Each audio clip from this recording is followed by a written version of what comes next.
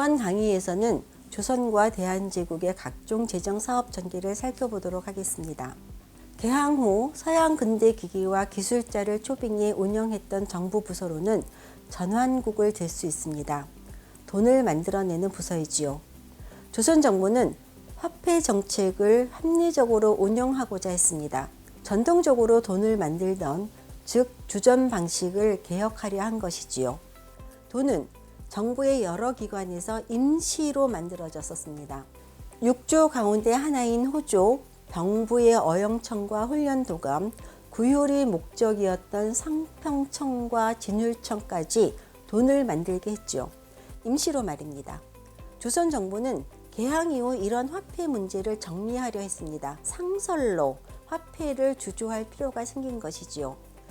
중앙정부만이 이 화폐를 주조할 권리를 장악해 관리하려 했습니다. 이를 위해 전환국을 조직하고 근대적 조폐 기술을 도입해 주전 공장을 건설하려 했습니다. 이런 계획 속에 1883년 전환국이 세워졌어요. 이곳에서 만들어낸 신식 화폐로 전 근대적 화폐를 교체하려 했습니다.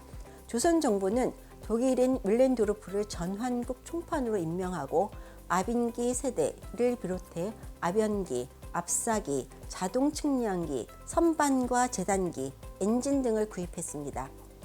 운영을 위해 독일인 기사 3명도 초빙했지요. 그리고 독일에서 화폐 모형인 극인과 종인을 주문해 수입하기도 했습니다. 하지만 주조 상태가 좋지 않아 일본 조폐국 기수 2명을 초빙해 수정 보완하는 과정을 거치기도 했어요. 처음 한성에 세워졌던 전환국은 1892년 인천으로 1900년 다시 용산으로 옮겼습니다.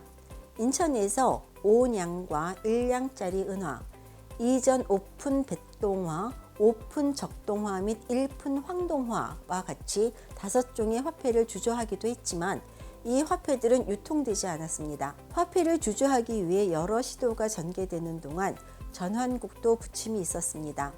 1894년에는 탁지부 소속의 1개국으로 격화되기도 했습니다. 1896년에는 탁지부 소속 2등국으로 하여 직제가 확장되기도 했지요. 1900년에 이루어진 직제개혁으로 독립기관으로 전환되었습니다. 총책임자의 직급도 높아졌지요. 1901년 전환국 관제를 개혁해 탁지부의 1개국으로 환속시켰다가 다시 1902년 독립기관으로 독립시켰습니다. 교수님, 전환국이 이렇게 변화가 심했던 이유는 무엇인가요? 전환국의 관할 이동이 심했던 것은 당시 화폐권이 그만큼 위태로웠음을 의미하기도 합니다. 특히 화폐의 가치와 관련한 화폐 제도의 확립이 문제였습니다. 여기에 일본이 강력하게 개입하려 했고 대한제국 정부는 방어하기 위해 노력했지요. 용산으로의 이전도 일본의 영향력 배제와 관련되어 있습니다. 1904년 러일 전쟁의 승리로 일본은 대한제국의 재정 정리 작업을 진행했어요. 그리고 그 일환으로 전환국을 폐지했습니다.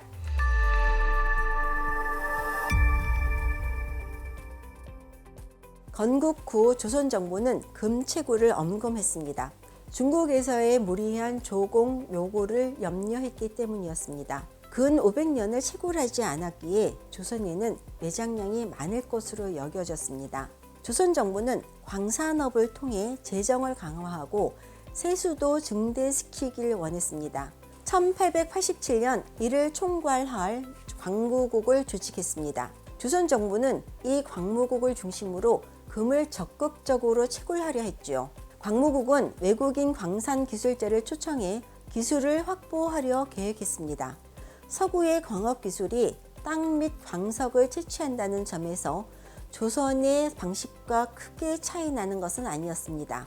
하지만 서양 방식은 토목 기술을 이용해 더 깊숙이 내려가 광석을 채굴할 수 있었어요. 또 채굴한 광석에서 필요 광물을 분리하는 방법도 달랐습니다. 금속의 경우 밀도 차이를 이용한 전통적인 물리적 방법 대신 화학적 분리 방식으로 처리합니다. 예를 들어 금을 정련하기 위해서는 금을 녹여내는 이른바 왕수, 즉 염산과 질산을 혼합한 강산을 다루어야 합니다. 그리고 원하는 금속이 매장된 지점을 찾아내기 위해 근대 지질학을 이용했습니다.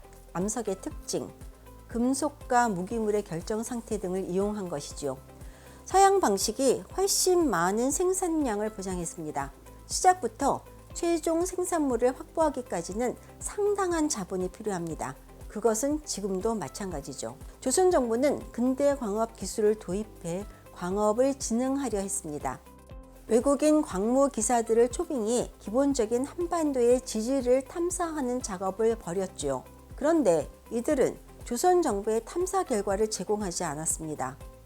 비록 조선 정부의 초청으로 온 것이지만 제대로 보고하지 않은 것입니다. 그들은 지질 탐사와 매장량 조사의 결과를 임의로 사용했지요. 기초조사 결과가 광무국의 채굴 사업에 활용되지는 못했습니다. 그럼에도 대한제국 정부는 1880년대의 활동을 기반으로 광무 사업을 재개했습니다. 주무부서로 광학국을 두었지요. 1898년 1월 광학국은 철도와 광산의 외국인 합동을 금지한다는 규칙을 제정했습니다. 이는 광산 경영에 외국인의 자본이 침투하는 것을 방지하려는 목적이었습니다. 그 후속 조치로 1898년 6월 전국 43군의 광산을 모두 국내부에 이속시켰습니다. 또한 근대적 기기를 도입하고 외국인 기술자를 초빙해 근대적 경영에 착수하기도 했지요. 하지만 앞에서도 살펴보았듯이 이 광산업은 의지만으로 되기에는 제한이 너무 많았습니다. 재정 공핍으로 힘들었던 정부는 당장의 이익을 위해 채굴권을 매도했지요. 외국인들에게 25%의 이윤을 받으면서요. 개혁 사업에 필요한 재정을 당장 확보하기 위해서였습니다. 이 채굴권을 샀던 영국인의 금강에서 금맥이 발견되었는데 이때 영국인이 외쳤던 말이 노 터치였다지요. 조선인들은 이 말을 노다지로 알아들었다고 합니다.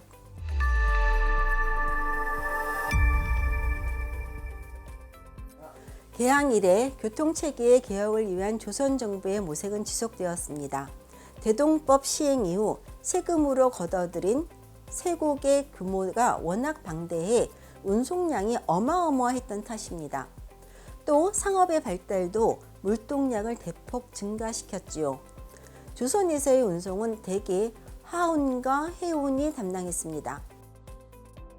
교통체계 개혁에서 철도체계는 거론만 되다 추진되지는 못했는데요. 철도 공사를 진행할 규모의 재원, 기술, 그리고 수요 면에서 철도 가설이 타당하지 않다는 결론 탓입니다. 그 까닭에 조선 정부는 육로보다 해로에 주목했습니다. 사실 삼면이 바다였던 해운의 역사는 꽤 오래되었습니다. 그런데 이 해운업의 중심에 있던 경강 상인들이 비리를 저질렀지요.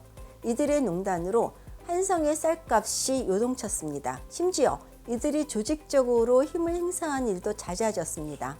경강 상인들이 이익을 극대화하기 위해 예를 들면 물건을 중간에서 빼돌려 다른 사람한테 팔거나 운송비를 과다하게 요구하거나 했지요.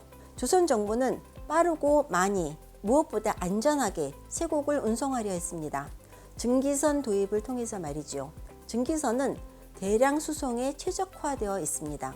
1880년 전후 이동인을 일본으로 파견해 근대식 선박에 관한 정보를 수집했지요. 또 조사시찰단으로 파견된 김용원은 기선 운항을 위한 정보를 수집해야 했습니다. 조선 정부는 수집한 정보를 바탕으로 1883년 전운서를 설치해 증기선 도입 관련 업무를 전담시켰습니다. 기선이 한반도를 운항하며 세곡 운반을 담당하도록 말이죠. 증기선이 조선 연안에 정박하려면 항만이 필요했고 선적 방식이 달라 이와 관련한 정비 작업도 실시했습니다. 전운서에서 영국 이화 양인과 1년 동안 월 2회 부산과 인천을 지나는 기선 운행 협정을 맺었습니다. 정부 세곡에 국한된 화물량을 늘리기 위해 조선 정부는 증기선의 항로를 개방하고 증기선을 도입해 운송을 개혁하려 했습니다. 이런 배경으로 1893년 이운사라는 관영 해운 기업이 창설됩니다. 세곡과 더불어 일반 화물, 여객 운송을 목적으로 했지요. 하지만 이운사 소속의 기선은 일본에게 넘어가게 되었고 3년 만에 해체되고 말았습니다. 이런 해운 개혁의 전환점은 대한국제 반포로 마련되었습니다. 통신원이 해운 업무를 전담하게 되었지요. 통신원은 선로 파악, 항로 표식뿐만 아니라 40여 곳의 등대 설치 등의 사업을 진행했습니다. 조선 정부가 철도 부설에서 완전히 관심을 끊지는 않았습니다. 특히 서해안에서 한강변으로 들어오는 경인선에 관심을 가졌습니다. 이에 경인선 부설을 미국의 모스에게 부탁했지요. 모스의 사업은 일본의 견제를 받았고 모스는 결국 경인선 부설권을 일본에 매도해 버렸습니다. 대한제국 정부는 경인선을 서대문에서 조선 상권 지역까지 연결할 생각이었지만 일본은 이 계획을 무의로 돌려버렸지요. 이후로도 일본은 경부선 부설권 확보를 위해 끊임없이 시도했습니다. 하지만 청일전쟁 승리로 압도적인 우위를 차지했을 때도 일본은 이 부설권을 완벽하게 확보하지 못했어요. 단지 임시로 협약을 맺었다는 의미인 잠정 조관의 상태로 있었지요. 심지어 대한제국 정부는 대한국제 반포 전후 잠시 열강 세력이 균형이 맞춰졌을 때 모든 철도 부설권을 환수했습니다. 그리고 1900년 철도원을 창설했어요. 그리고 단 1, 2를 부설하더라도 조선인이 의한다는 의지를 표명하며 서북철도국을 신설해 경의 및 경원철도 부설을 추진했지요. 한성 개성 간 철도공사를 착공하기도 했습니다. 이런 노력이 러일 전쟁으로 다시 무의로 돌아갔지만 적어도 대한제국 정부와 국민은 부국강병을 도모하고 각종 사업권을 지키기 위해 큰 노력을 기울이고 있었습니다.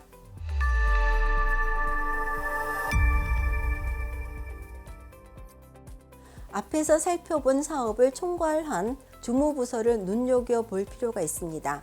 이들 부서의 구심점은 황실 직속으로 설치된 국내부입니다. 국내부는 의정부에 소속되지 않은 독립된 기구였습니다.